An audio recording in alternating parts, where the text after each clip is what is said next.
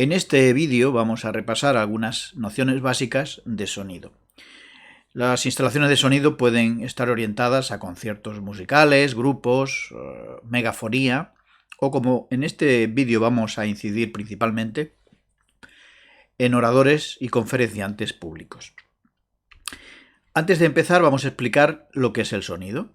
El sonido es una serie de ondas de presión o vibraciones que se transmiten a través del aire y que llegan a nuestro oído para que el cerebro pueda interpretarlos. ¿Cómo se propaga el sonido? Pues como veis aquí en esta fotografía, se propaga de una manera muy parecida a como cuando tiramos una piedra en un estanque. Salen una serie de ondas todo alrededor, pues así se propaga el sonido también en el aire. La cantidad de ondas que pasan por un punto en un segundo es lo que llamamos frecuencia. Los sonidos se distinguen unos de otros por su intensidad, su tono y su timbre. La intensidad es lo que llamamos nivel sonoro o volumen.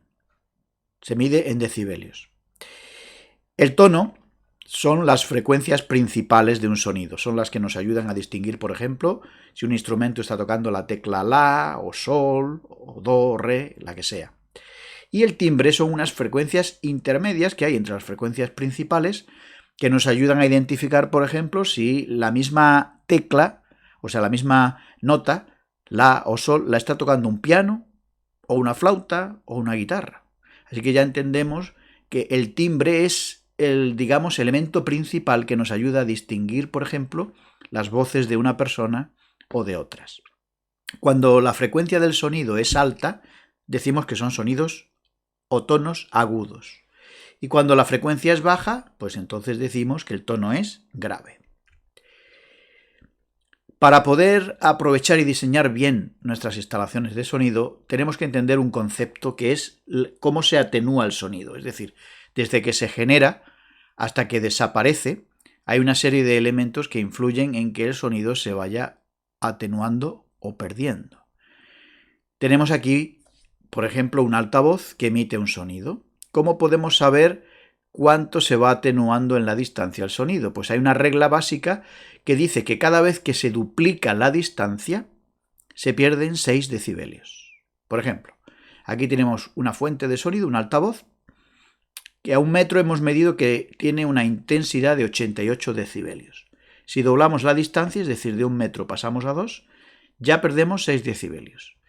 Si de 2 pasamos a 4, es decir, doblamos, otros 6. Si de 4 pasamos a 8, de nuevo perdemos otros 6 decibelios. Con lo cual, en esta distancia, como veis, hemos pasado de 88 a 70 decibelios.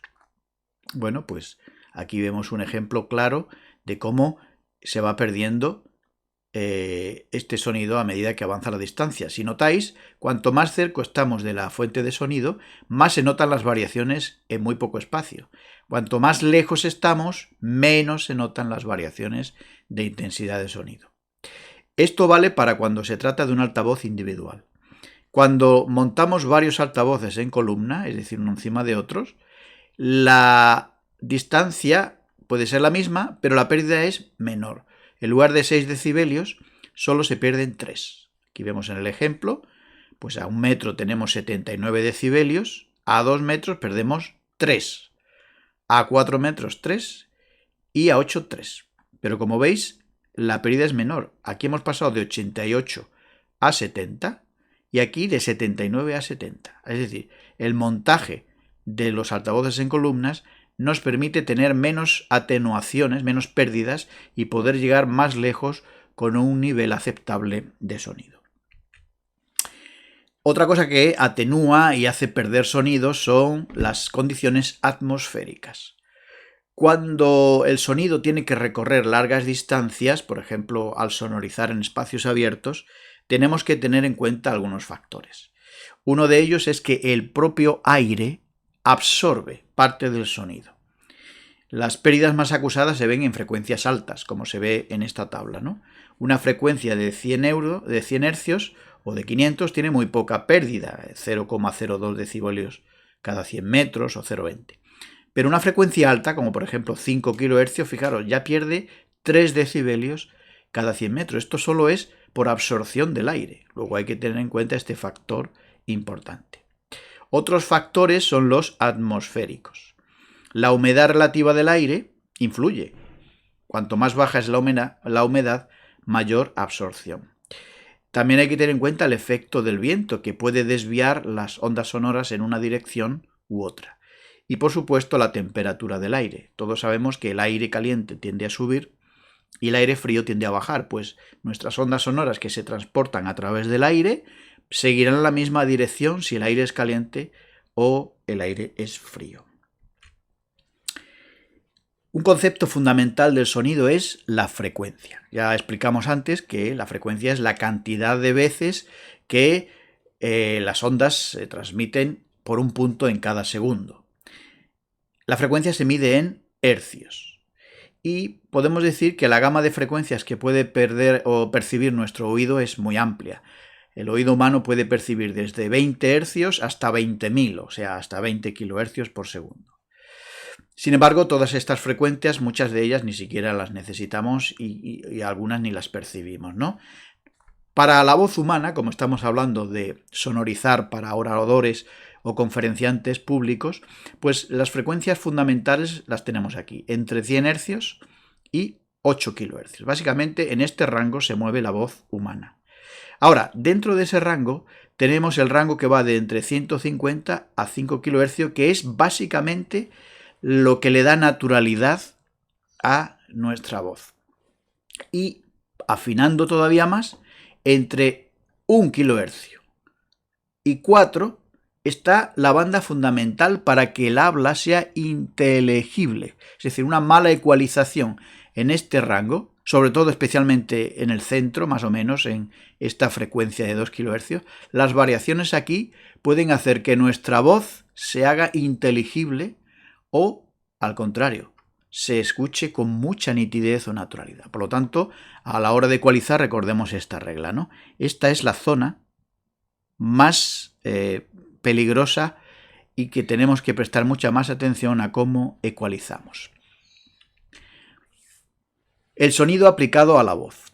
Como dijimos antes, sonorizar para escuchar música es distinto, no tiene nada que ver con ecualizar o sonorizar para un orador público. Cuando se sonoriza para música, pues se buscan niveles fuertes y realces grandes de frecuencias graves, agudas, grandes contrastes.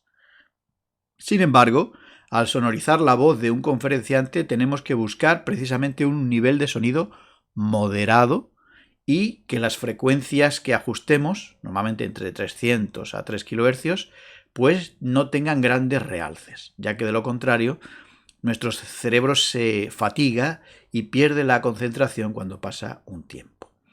Hemos de tener en cuenta también que hay ciertas frecuencias que las personas con la edad avanzada pueden no percibir bien y por lo tanto si las anulamos o no las realzamos lo suficiente puede que las personas mayores no entiendan parte de lo que se dice. Inteligibilidad de la palabra. A veces puede pasar que en una instalación de sonido el sonido llega con suficiente intensidad o nivel o potencia, pero no se entienda lo que se está diciendo. ¿Por qué? Hay algunos factores que pueden hacer perder la nitidez y claridad de la voz de un conferenciante. Puede ser que el nivel de sonido que producimos no es lo suficientemente elevado sobre el ruido ambiente. Hay que tener en cuenta que no es lo mismo un ruido bajo donde apenas hay molestias que otros donde hay mucho barullo, murmullo, ruido de máquinas, de aire acondicionado, etc., ¿no? Por lo tanto, si el nivel no es lo suficientemente alto por encima de ese nivel de ruido, pudiéramos perder inteligibilidad. También están los problemas de reverberación, ¿eh? Si los tiempos de reverberación del local o de la sala son muy largos, esto también nos hace perder claridad. Los oyentes puede que estén demasiado alejados de los altavoces, eso también influye. Quizás los altavoces no están bien alineados o bien colocados. O tal vez cerca de los altavoces tenemos superficies que actúan como espejos que reflejan y se producen rebotes de sonido. Todos estos factores pueden hacer que se pierda inteligibilidad de la palabra. Es decir, estemos oyendo ruidos, pero no entendemos bien lo que se está diciendo. ¿Cuáles son las posibles soluciones que podemos poner a esto? Pues, por ejemplo, si el problema es superar el ruido ambiente, pues tenemos que planificar nuestro sistema para que tenga el número de altavoces suficiente y con la potencia suficiente como para superar entre un 10 y un 25% decibelios el ruido ambiente. Así, antes de sonorizar, medimos con un sonómetro el ruido ambiente y tenemos que calcular qué potencia y número de altavoces necesitaremos para superarlo en, lo recomendable, un 25 decibelios por encima. Si el tiempo de reverberación es muy grande, pues tendremos que utilizar, en lugar de altavoces individuales, columnas o bocinas que tienen mayor directividad y menos dispersión. Es decir, son como si fueran linternas que nos ayudan a enfocar el sonido a direcciones muy concretas y al no dispersarse demasiado entre techos, paredes, etc., pues tenemos menos reverberación. También se puede minimizar el problema acercando los altavoces a la audiencia, que no estén muy alejados. Cuando se instalen dos o más altavoces juntos, si queremos tener una dispersión horizontal mayor, pues en lugar de, como veremos más adelante en algún esquema, de colocar los altavoces sencillamente apuntando en dos direcciones diferentes, tenemos que buscar que sus centros acústicos queden bien alineados para ponerlos en forma de abanico. Esto lo veremos más adelante. Y, por supuesto, si tenemos superficies reflectantes o como espejos que hacen que el sonido rebote, pues tenemos que colocar paneles fonoabsorbentes. Normalmente se colocan en los laterales, en el fondo del escenario y al final del fondo del recorrido del local, como vemos en estas fotografías. Vamos a entender la diferencia entre absorción y reflexión, que no es lo mismo. Cuando se emite un sonido, este no desaparece inmediatamente. Se queda, permanece un tiempo rebotando de un lugar a otro, cada vez va perdiendo más nivel hasta que desaparece. Eso es lo que llamamos reflexión. Pero hasta que el sonido no logramos que una vez que sale desaparezca, no llamaríamos a este efecto absorción. Cuando no se absorbe inmediatamente el sonido, pues tenemos un efecto muy parecido al que vemos aquí. ¿Veis? Aquí tenemos una serie de letras que están, cada una de ellas tiene como tres líneas. ¿Ve? Una roja, una negra y una azul. ¿Qué efecto hace? Sí, se entienden las letras, pero se ve poco nítido, se ve borroso, ¿verdad? Uno se agota de leer de esta manera. Pues cuando no se produce una absorción rápida del sonido, sino que el sonido empieza a rebotar de un lugar para otro, lo que estamos es, al sonido que ha salido original, le vamos añadiendo todos los rebotes de ese mismo sonido, y eso es lo que hace un efecto de poca inteligibilidad o poca nitidez. Para entender un poquito el comportamiento del sonido, hay que tener clara que las superficies lisas, pesadas y rígidas suelen reflejar como un espejo el sonido, mientras que los objetos rugosos, porosos o vibrantes tienden a absorberlo. Esto es muy importante porque nos indica en qué direcciones deberíamos de colocar nuestros altavoces y, a ser posible, qué tipo de superficie debería de tener el local que se escoja para sonorizar. Otro efecto del sonido es el eco y, muy parecida, la reverberación. No son lo mismo. Vamos a entender las diferencias. La reverberación es una prolongación del sonido original producido, como hemos dicho antes, por las reflexiones en las diferentes superficies. Cuando una de estas prolongaciones llega a 0,1 segundos después de la original, estamos hablando de reverberación. Es como un alargamiento del sonido que no acaba de desvanecerse, ¿no? Sin embargo, cuando tenemos el efecto de eco, esto se produce porque las reflexiones no son tan rápidas unas de otras. Hay una separación de tiempo, normalmente de 0,3 segundos en adelante. ¿Qué se produce entonces? no es una prolongación del sonido, como en la reverberación. Lo que se produce es una repetición del sonido. Es ese efecto que todos conocemos. Decimos eco y enseguida escuchamos eco, eco, eco, hasta que se desvanece. Es una repetición del sonido original. Así que son efectos muy parecidos, pero en función del tiempo que se tarde en repetir este sonido, pues será reverberación o será eco. Otro concepto muy importante en sonido ya tiene que ver con la conexión de los altavoces a los amplificadores. Es lo que llamamos impedancia. Si la impedancia no está bien calculada, puede pasar que no saquemos el mejor rendimiento de nuestros amplificadores o incluso podamos sobrecargarlos y hasta averiarlos. Hay quien dice que la impedancia es lo mismo que la resistencia. No es lo mismo.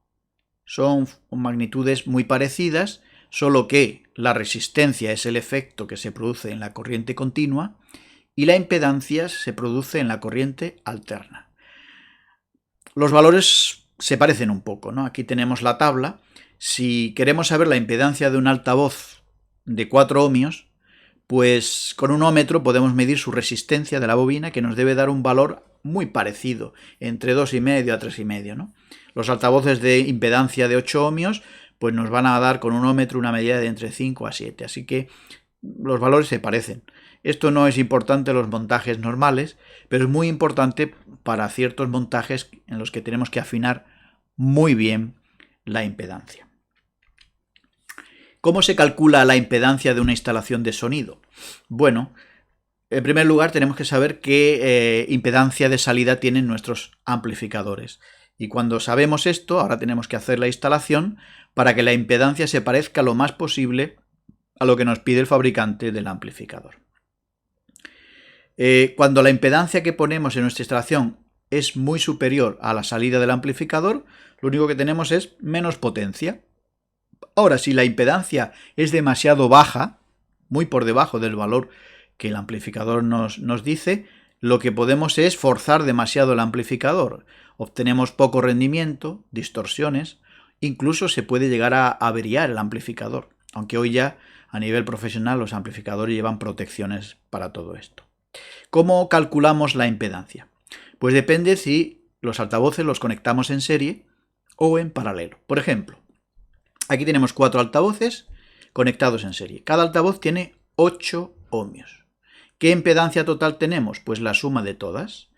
8, 8, 8 y 8 nos da 32 ohmios. Así se calcula en serie la impedancia. Este montaje es poco habitual, sobre todo a nivel de sonido profesional, porque un fallo en una de estas conexiones hace que todo el sistema se caiga. Es decir, como falle un solo altavoz, dejan de escucharse todos los demás. Por esa razón es poco habitual utilizar este sistema. Pero si hay que usarlo para adaptar impedancias, bueno, ya sabemos que solo tenemos que sumarlas. Cuando la conexión es en paralelo, la cosa cambia. ¿Cómo podemos calcular las impedancias? Bueno, hay unas fórmulas matemáticas que cuando los altavoces son todos iguales es muy fácil, ¿no? Por ejemplo, en esta ocasión, de nuevo tenemos 4 altavoces de 8 ohmios cada uno. ¿Cómo se calcula esto? ¿Cuál es la impedancia total? Pues cogemos la impedancia de uno solo, en este caso 8, y la dividimos por el número de altavoces, 4. Pues 8 entre 4 nos da 2 ohmios. Aquí tenemos, esa es la impedancia total. Fijaos cómo cambia. Antes en serie vimos que 4 altavoces nos daban 32 ohmios. Y ahora en paralelo nos da solo 2 ohmios. Es decir, es muy distinta la impedancia cuando se colocan los altavoces de una manera o de otra. Puede pasar alguna vez que tanto si lo hacemos en serie como si lo hacemos en paralelo, la impedancia total no cuadra con la que necesitamos para nuestro amplificador. ¿Qué haremos entonces? Pues combinamos los dos montajes. Unos altavoces los ponemos en serie y otros los ponemos en paralelo. Por ejemplo, aquí tenemos de nuevo 4 altavoces. Imaginamos que nuestro amplificador nos dice que tenemos que usar una impedancia de 8 ohmios. Con el ejemplo anterior vimos que en un caso nos daba 32 y en otro caso nos daba 2 ohmios. Luego no cuadra.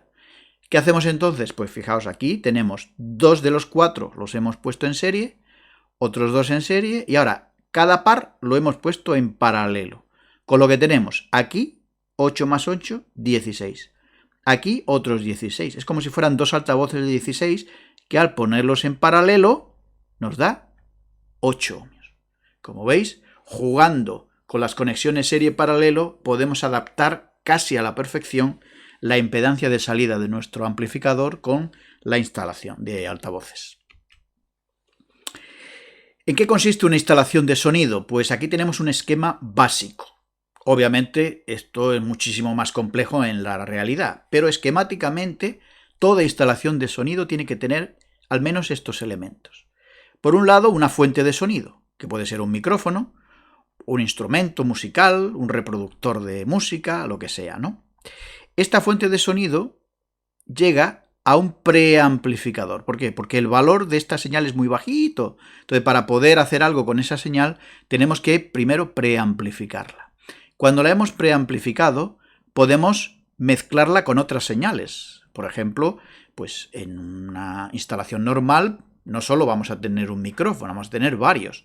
En el caso de grupos musicales, los cantantes, los instrumentos, todo el mundo tiene su micrófono y por lo tanto necesitamos mezclar todas esas señales.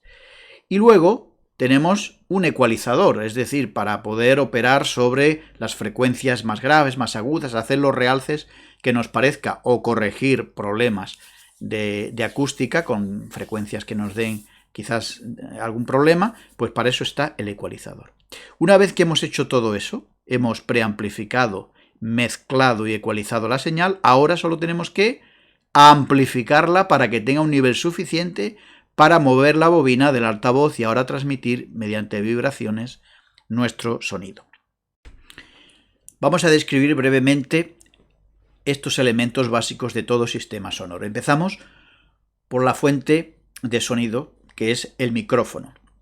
El micrófono es el elemento que transforma las ondas sonoras en señales eléctricas. Nuestra boca emite el sonido en forma de ondas y el micrófono es el encargado de transformar eso en electricidad.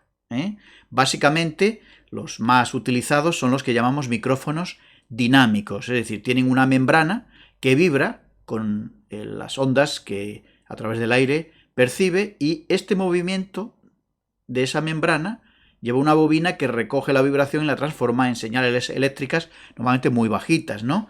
Entre 1 y 5 milivoltios, que luego se amplificará. Hay diferentes tipos de micrófonos, pero lo que de verdad distingue los micrófonos es lo que llamamos su direccionalidad, es decir, en qué dirección recogen el sonido.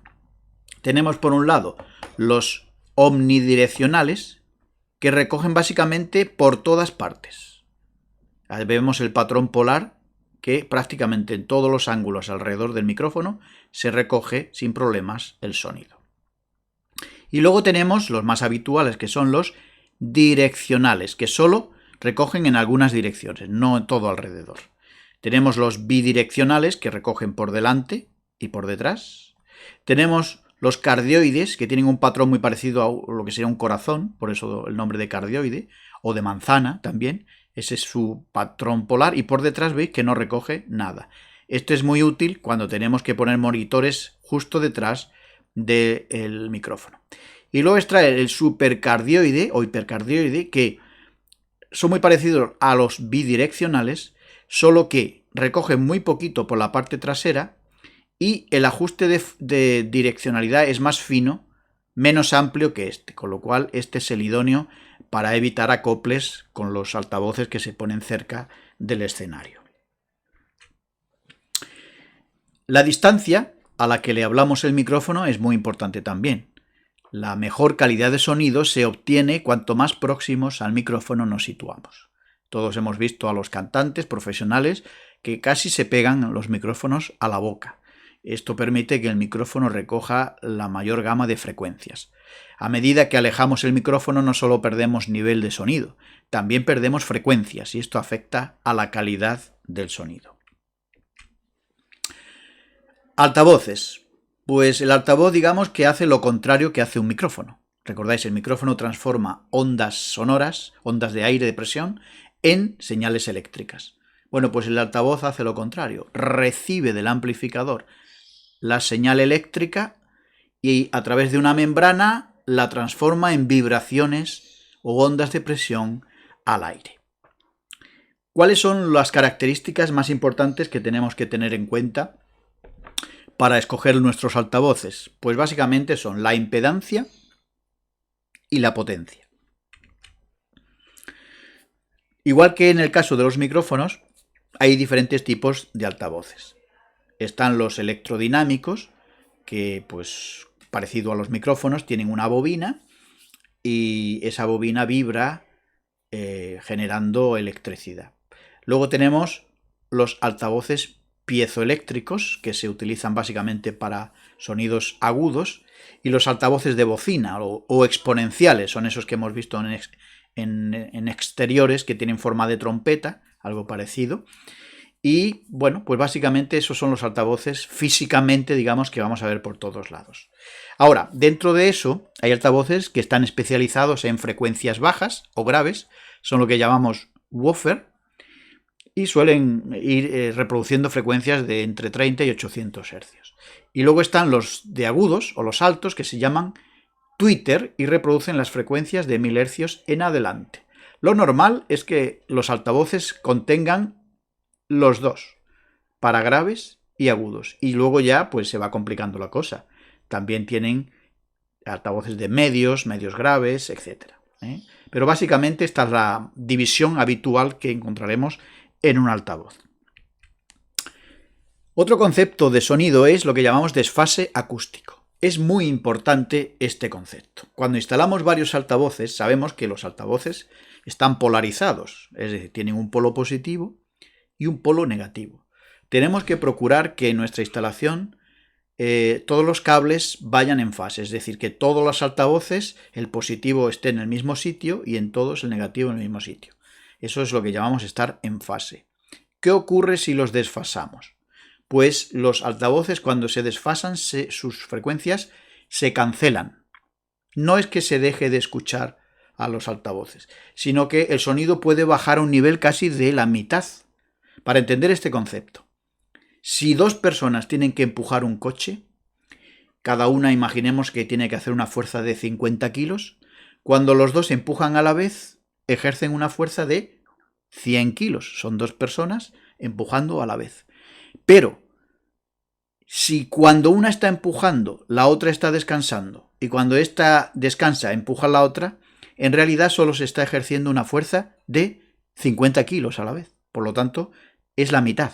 Pues algo parecido ocurre cuando nuestros altavoces no están en fase. Colocación de altavoces. La colocación de altavoces influye mucho más de lo que nos pensamos en que nuestro sistema de sonido sea eficiente. No vale improvisar ni colocarlos en cualquier parte o donde a nosotros nos parece que se debe o no escuchar mejor. Hay que conocer cómo se comporta el sonido cuando sale de los altavoces, y esto es muy importante. Luego más adelante también veremos algunos ejemplos de típicos errores de colocación de los altavoces. Colocación de altavoces en columnas. Cuando se colocan varios altavoces uno encima de otro, haciendo una columna, el ángulo de dispersión o cobertura horizontal no varía. Como vemos aquí en este dibujo, la planta, que sería el altavoz visto por arriba, pues veis el ángulo de dispersión horizontal, es decir, lateral, es de 120. No varía en absoluto, haya 1, haya 2 o haya 4. Sin embargo, el ángulo de cobertura vertical va cambiando, si os dais cuenta de este dibujo. Básicamente, cada vez que doblamos el número de altavoces, el ángulo de cobertura se reduce a la mitad. ¿Veis? Un altavoz tiene un ángulo de cobertura 120 grados. Si montamos dos altavoces, ya hemos reducido el ángulo a 60 grados. Y si doblamos de 2 a 4, pues hemos pasado a 30 grados. Esto nos permite tener una profundidad mayor de la dispersión del sonido y reduce el ángulo de cobertura hacia arriba y hacia abajo, evitando reflexiones en los techos y en el suelo. Por lo tanto, digamos que la cobertura en columnas o el montaje de altavoces en columnas nos permite una mayor direccionalidad del sonido y una mayor profundidad. Fundamentándose en este principio, nacieron los arreglos en línea o line array, que básicamente pues, es poner un sistema de altavoces en forma de columnas. Lo que ocurre es que son altavoces especializados que además nos permiten poder operar con ellos por separado, de forma que podemos cambiar el ángulo de cobertura y la profundidad de la dispersión de formas totalmente diferentes, de forma que podemos sonorizar zonas concretas de maneras distintas. Por ejemplo, pues esta estaría orientada, digamos, a una zona del auditorio más cercana y esta más lejana, por lo tanto no llegan de la misma manera las señales de este altavoz que de esta. Podemos de manera independiente distribuir mejor el sonido. Por eso veréis que en muchas sonorizaciones, especialmente en exteriores, etcétera, cuando son auditorios muy grandes, se suele utilizar mucho este sistema de colocación de altavoces. Colocación de altavoces en abanico. A veces necesitamos una cobertura horizontal mayor de la que da un solo altavoz y recurrimos a poner más de un altavoz orientados de forma que busquemos la mayor cobertura horizontal. El típico error es este que se ve aquí, montar por ejemplo un altavoz apuntando una dirección u otra. En realidad lo que hay que hacer es esto, buscar el mismo centro acústico y luego cada una orientarla en otra dirección. Como veis, aquí tenemos 3, en este caso son bocinas, pero tienen todas el mismo centro acústico. Esto es muy importante para que haya buena inteligibilidad de lo que se está diciendo por los micrófonos. El ángulo de cobertura de los altavoces. Bueno, el fabricante nos proporciona normalmente unos gráficos con los ángulos de cobertura de los altavoces, pero si no los tenemos y queremos saber cuál es el ángulo de cobertura de nuestro altavoz, pues solo tenemos que hacer este ejercicio. Nos colocamos frente al altavoz a 1 metro de distancia y medimos la intensidad con un sonómetro. Luego nos vamos desplazando hasta que leamos 6 decibelios menos. Ese sería el límite más o menos de la cobertura. Luego en el lado contrario igual. Entonces ya hemos marcado la zona y con eso podemos más o menos saber cuál es el ángulo de cobertura para ver si es suficiente o tenemos que añadir algún otro altavoz para tener un ángulo mayor. Otro problema que suele surgir en las instalaciones de sonido es el efecto Larsen, conocido también como realimentación o acoplamiento.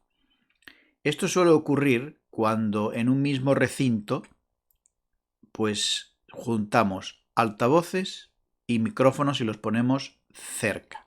Normalmente en exteriores no suele pasar esto, o pasa muy poco, pero en recintos cerrados es bastante frecuente. ¿En qué consiste este efecto? Pues consiste en que nuestro altavoz emite un sonido que recoge el micrófono, se amplifica, se devuelve al sistema y vuelve a salir otra vez por el altavoz, vuelve a recogerlo el micrófono, se amplifica todavía más, vuelve a salir, lo recoge otra vez y esto empieza un ciclo que hace oscilar el sonido con un pitido que realmente es insoportable, pitido que no se va a ir hasta que o bajemos el nivel sonoro o alejemos el micrófono del altavoz. Así es que hay que tener mucho cuidado con este efecto. Las posibles soluciones para evitar las realimentaciones o el efecto Larsen las enumeramos a continuación. Una podría ser situar los micrófonos lejos del área de acción de los altavoces, es decir, alejar micrófonos y altavoces. A veces se comete el error de pensar que por detrás de los altavoces no hay problema, pero los altavoces también dispersan sonido por la parte trasera, aunque menor, pero también la dispersan. Por lo tanto, también hay que alejar de la parte posterior de los altavoces los micrófonos. Otra recomendación es reducir el volumen del amplificador o de la mesa de mezclas. Cuando el operador de sonido está atento, puede percibir que se inicia una leve realimentación incluso antes de que el auditorio se dé cuenta y puede bajar un poquito el volumen para evitar que esa realimentación siga adelante. Otra recomendación es reducir la potencia de los altavoces que estén más cerca de los micrófonos. los que están cerca del escenario, o los monitores también, deben poder contar con un canal distinto o un amplificador diferente al de la sala para poder regular a la baja su nivel. Por supuesto, es muy útil la utilización de ecualizadores gráficos que nos ayudan a bajar la ganancia de las frecuencias que nos puedan dar problemas. Aquí tenemos abajo un ejemplo de lo que es un ecualizador gráfico de 2 bandas, en este caso de 2 canales, y están, digamos, marcadas las frecuencias principales. ¿Cómo sabemos cuáles tenemos que atenuar? Pues muy fácil. Tenemos que utilizar el ecualizador en combinación con un analizador de espectro. El analizador de espectro lo que hace es indicarnos cuáles son las frecuencias que pueden generar problemas. Estos picos son frecuencias que pueden generar una realimentación o de hecho ya la están generando. Así que solo tenemos que ir a la escala a ver qué frecuencia es cada uno de estos picos y venirnos al ecualizador gráfico, buscar esas mismas frecuencias y atenuarlas. Tengamos en cuenta que cuando atenuamos frecuencias también baja el nivel de sonido, con lo cual tendremos que compensarlo. Además, cuando utilizamos varios micrófonos en el escenario, debemos recordar que cada vez que duplicamos el número de micrófonos, también se hace más fácil la realimentación. Por lo tanto, es bueno reducir en 3 decibelios la ganancia del amplificador cada vez que duplicamos el número de micrófonos.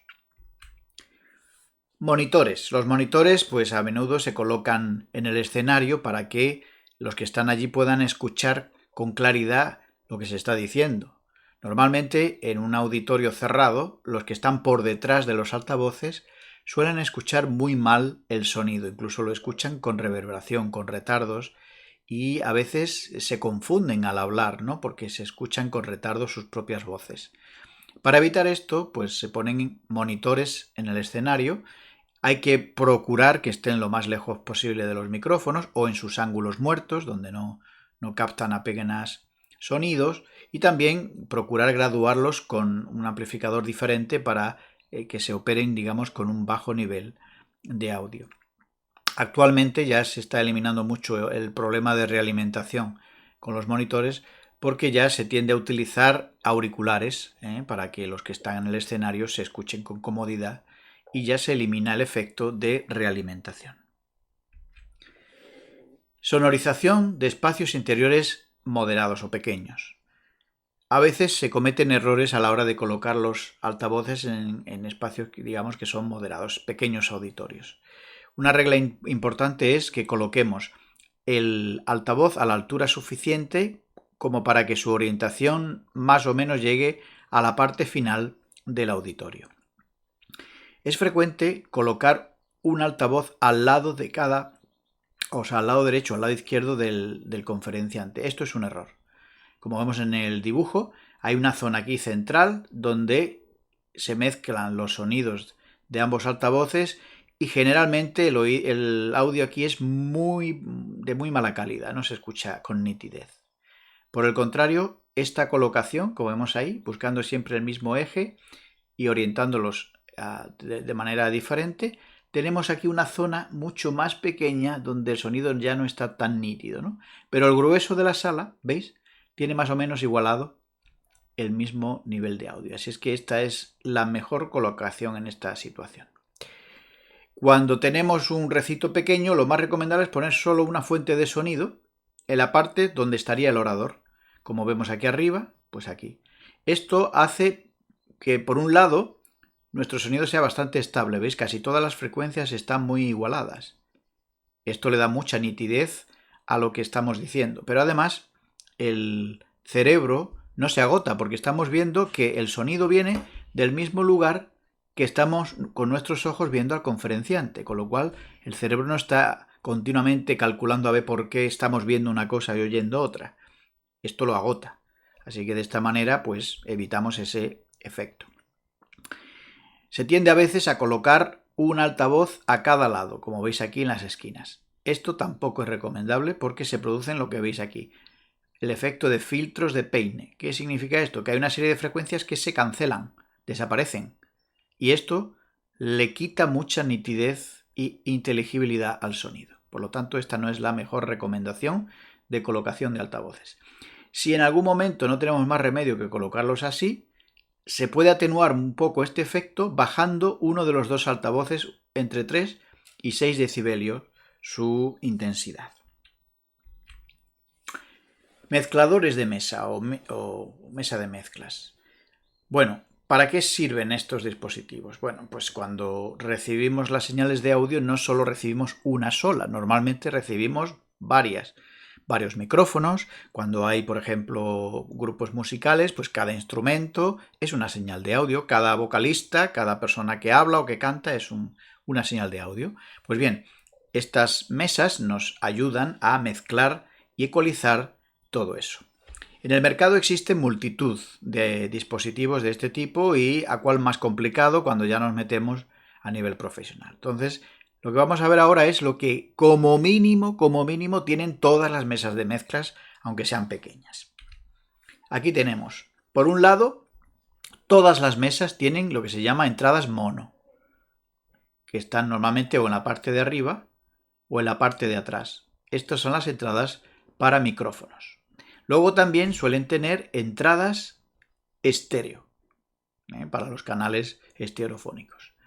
Algunas tienen también un conector para sacar la señal y reinyectarle un retorno con algún efecto que le queramos añadir, por ejemplo, pues yo que sé, un efecto de reverberación para dar sensación que estamos dentro de una catedral y cosas por el estilo. También suelen tener salidas auxiliares, envíos o sends, ¿no? ¿Para qué? Para enviar la señal a otra mesa, que puede a lo mejor usarse para controlar los monitores del escenario, etc. Tenemos también entradas de señal o tracks. Sirven para meter señales de CD, grabaciones, etc. Por supuesto, la mesa tiene sus salidas, sus outputs para los amplificadores. De aquí sale la señal mezclada ya al amplificador y del amplificador a los altavoces. Hay una sección que se llama Master, que es esta, que controla la mezcla de manera general, global. Y luego, cada canal, a su vez, tiene sus propios controles. Como veis aquí, cada canal son iguales todos. Cada canal tiene una serie de controles y tiene también su propio control de nivel.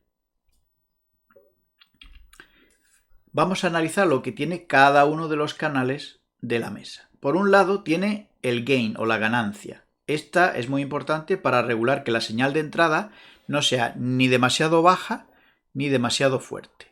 En sonido tenemos que buscar que la señal sea lo más parecido a cero. Esto indica que la señal entra más o menos de manera natural, con el nivel natural.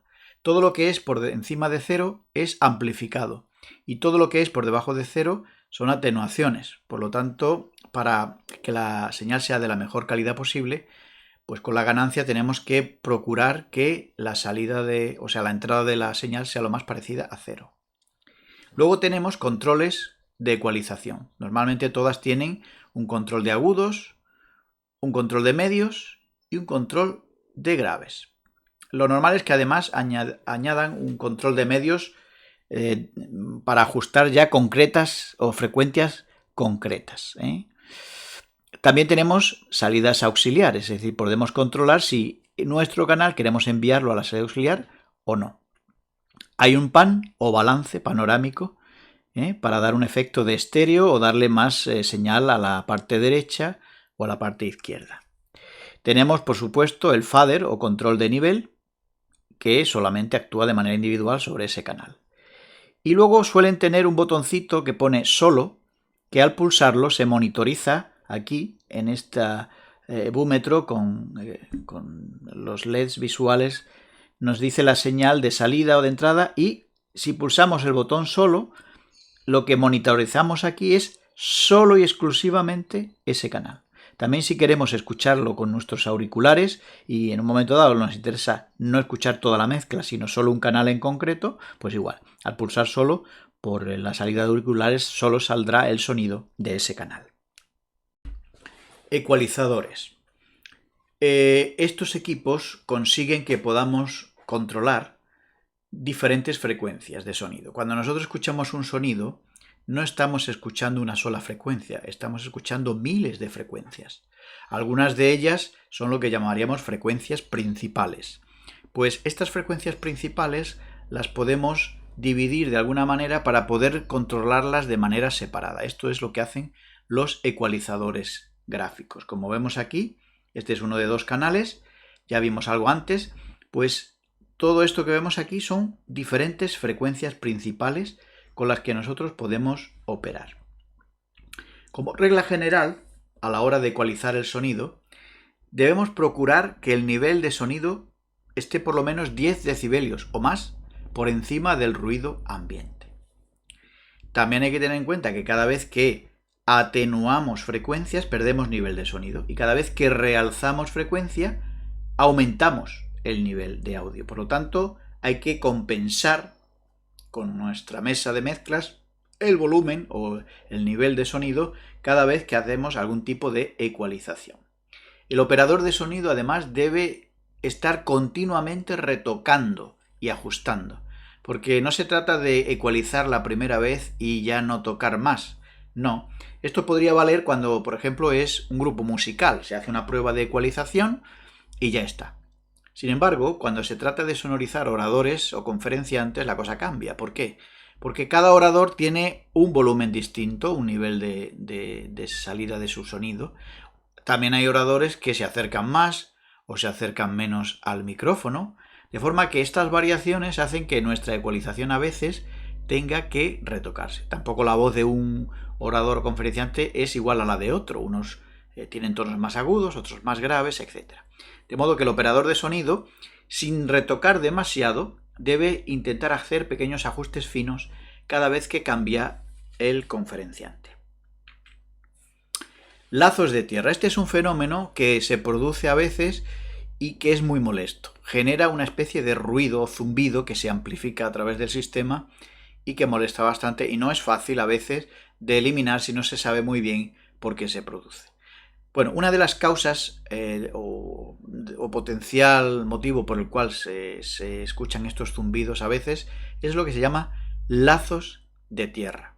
¿Qué es un lazo de tierra? Bueno, vamos a repasar brevemente de manera esquemática esto. Aquí podemos imaginarnos un amplificador y aquí otro amplificador, ¿vale?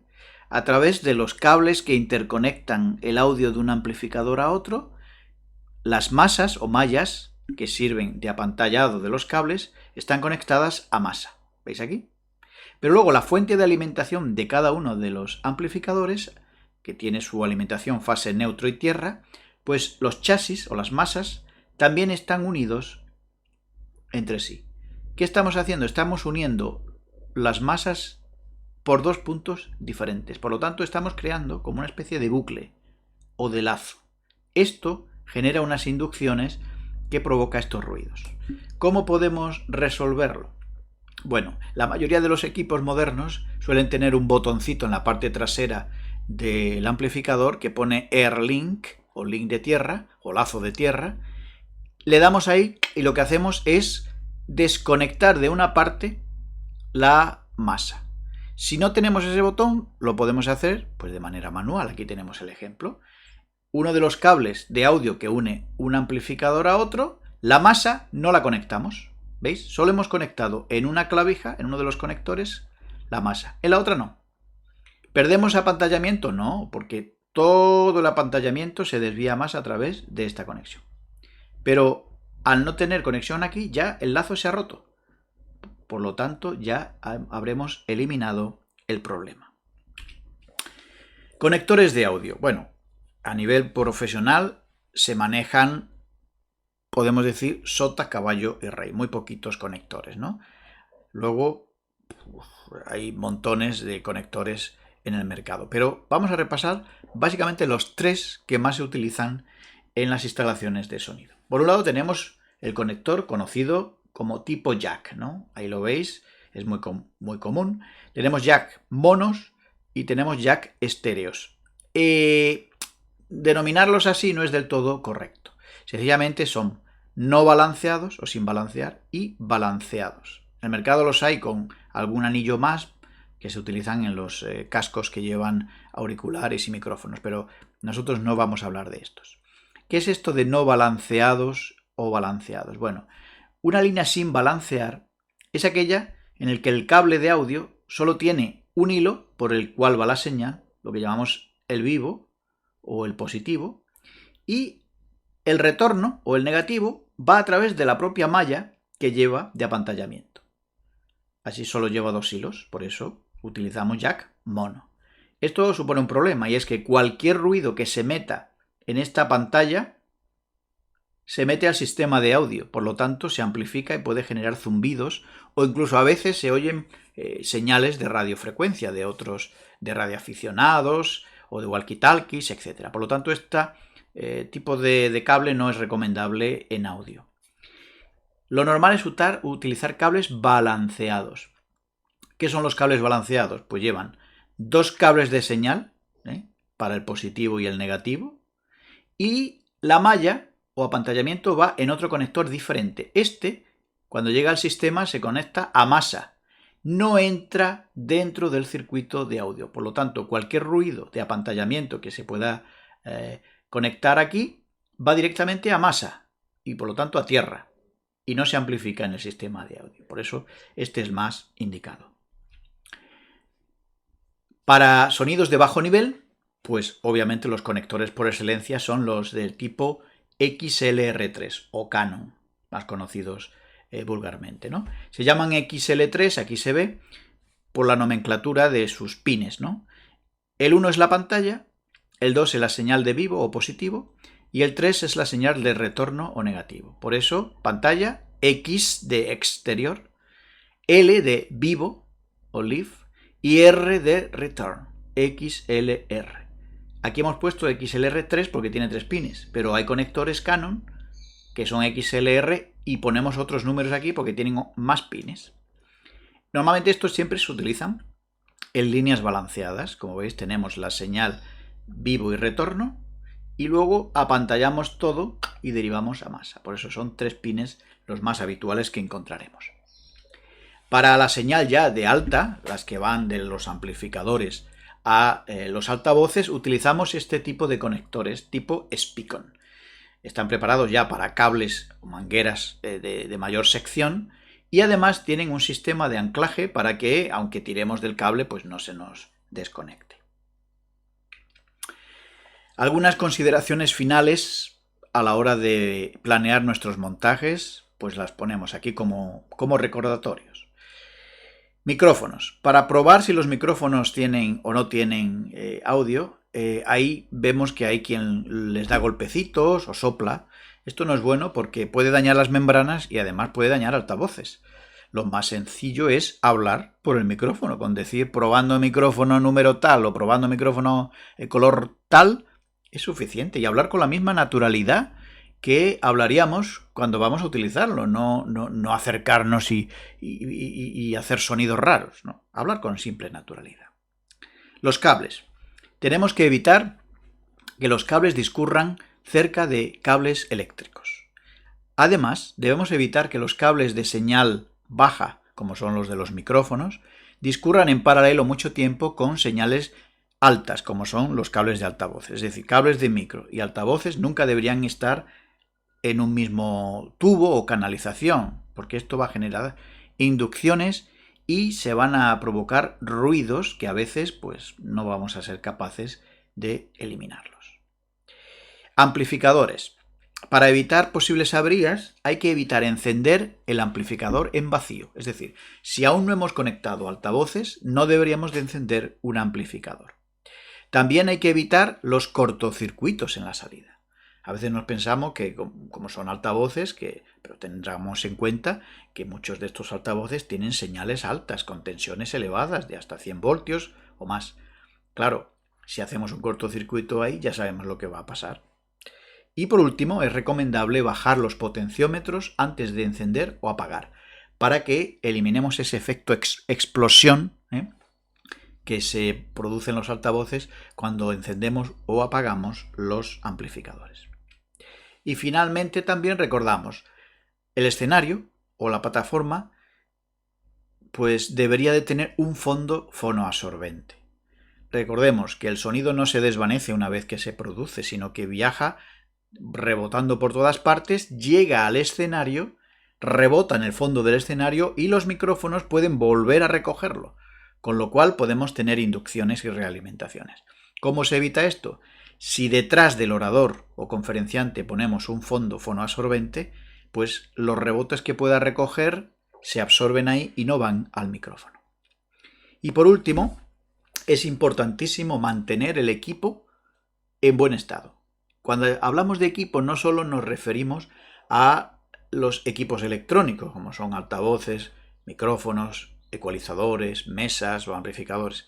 También nos referimos a los cables y a los conectores. ¿Por qué decimos esto? Hemos puesto aquí una imagen de una cadena. ¿Cuánto diríais que resiste esta cadena? Puede que los eslabones, el fabricante nos diga, pues esta cadena resiste 200 kilos de presión, por poner un ejemplo. Pero no es así. La resistencia de esta cadena la da este clip. Es decir, por mucho que resistan los demás eslabones, la cadena se va a romper por aquí. De modo que si nos preguntaran cuál es la calidad de nuestro equipo, ¿qué responderíamos? La calidad de nuestro equipo es la del peor componente que tengamos. Es decir, podemos tener unos amplificadores estupendos, unos altavoces maravillosos, unos micrófonos de primer nivel, pero si nuestros cables o nuestros conectores no están bien, esa va a ser la calidad que va a dar nuestro equipo. Por lo tanto, es fundamental que a la hora de montaje y desmontaje cuidemos al máximo cómo enrollamos, cómo conectamos, cómo desconectamos, procurar que no tengan pisotones o se entallen o que haya cortes o cosas que puedan degradar todas estas cosas. Si tenemos siempre cuidado en nuestro equipo, pues la calidad de nuestro sonido siempre será la óptima. Pues nada más, espero que con estas pequeñas observaciones sobre el sonido que se aplica generalmente en este vídeo hemos visto a los oradores o conferenciantes públicos, pues os pueda ser útil cuando tengáis que hacer algún montaje o tengáis que controlar el audio de un evento.